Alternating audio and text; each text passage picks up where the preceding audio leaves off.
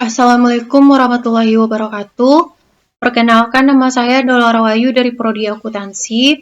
Yang terhormat kepada Bapak Febriandi Ananda selaku dosen pengampu seminar akuntansi.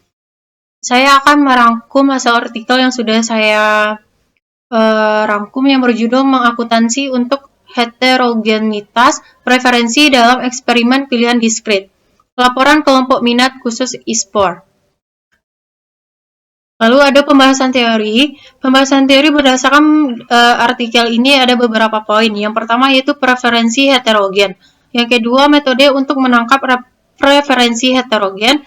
Lalu yang ketiga, pentingnya menangkap preferensi heterogen. Lalu yang terakhir, isu-isu dalam menangkap preferensi heterogen. Jadi secara garis besar, artikel ini membahas pentingnya menangkap preferensi heterogen dalam DCI, berbagai metode yang digunakan, serta isu-isu dan tantangan yang dihadapi dalam praktiknya. Lalu adapun kasus yang dibahas, yang pertama yaitu cakupan topik DCI dalam kesehatan. Artikel ini menyebutkan bahwa DCI digunakan untuk meneliti berbagai topik terkait kesehatan seperti analisis manfaat risiko, evaluasi status kesehatan, penetapan prioritas, evaluasi kebijakan, dan preferensi tenaga kerja. Lalu yang kedua, survei dan tinjauan sistematis. Artikel melaporkan hasil dari dua pendekatan untuk memahami praktik saat ini. Survei online yang dilakukan di kalangan peneliti preferensi kesehatan. Tinjauan sistematis literatur DCI di bidang kesehatan. Lalu yang terakhir, temuan kunci. Mayoritas responden survei menyatakan pentingnya menangkap preferensi heterogen. Namun, ada perbedaan pandangan tentang metode terbaik. Lalu, tinjauan literatur menemukan bahwa setengah dari studi menggunakan model logit campuran dan sepertiga menggunakan model kelas laten untuk menangkap preferensi heterogen. Lalu, adapun objek penelitiannya. Yang pertama, hasil survei online. Mayoritas 74% responden menyatakan penting untuk menangkap preferensi heterogen dalam studi DCI di bidang kesehatan. Namun, hanya 54% responden yang menyatakan selalu menggunakan metode untuk menangkap preferensi heterogen dalam penelitiannya. Lalu, ada perbedaan pandangan di antara responden mengenai metode terbaik untuk menangkap preferensi heterogen dengan mayoritas 54% menyarankan penggunaan model campuran. Lalu yang kedua, tinjauan sistematis literatur.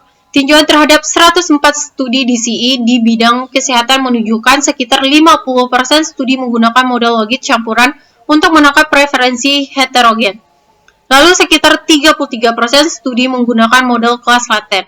Sekitar 17% studi menggunakan metode lain seperti model probit, model hierarchy bias, dan analisis segmentasi.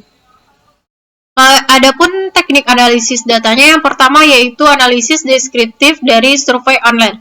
Artikel melaporkan hasil survei online dalam bentuk persentase dan frekuensi tanggapan responden. Ini digunakan untuk mengeksplorasi pandangan dan praktik saat ini di antara para peneliti preferensi kesehatan terkait menangkap preferensi heterogen. Lalu yang kedua, tinjauan sistematis literatur. Artikel ini melakukan tinjauan sistematis terhadap literatur DCI di bidang kesehatan. Tujuannya adalah untuk mengidentifikasi metode yang digunakan untuk menangkap preferensi heterogen dalam studi DCI. Artikel melaporkan temuan dalam bentuk persentase studi yang menggunakan model logit, campuran, model kelas, laten, dan lainnya. Lalu analisis naratif. Artikel tidak hanya menyajikan temuan deskriptif, tetapi juga memberikan analisis naratif untuk membahas isu-isu dan tantangan dalam menangkap preferensi heterogen. Analisis naratif digunakan untuk memberikan konteks dan interpretasi yang lain mendalam terhadap temuan kuantitatif. Lalu adanya hasil penelitian dalam artikel ini yaitu membahas tantangan dalam menangkap preferensi heterogen, termasuk pemilihan atribut yang relevan, desain eksperimen, ukuran sampel, dan interpretasi hasil. Lalu artikel juga menyoroti perlunya penelitian lebih lanjut untuk mengevaluasi kinerja relatif berbagai metode dalam menangkap preferensi heterogen. Baik, sekian hasil presentasi saya. Kalau ada salah dan janggal, saya mohon maaf. Saya sudahi dengan Assalamualaikum warahmatullahi wabarakatuh.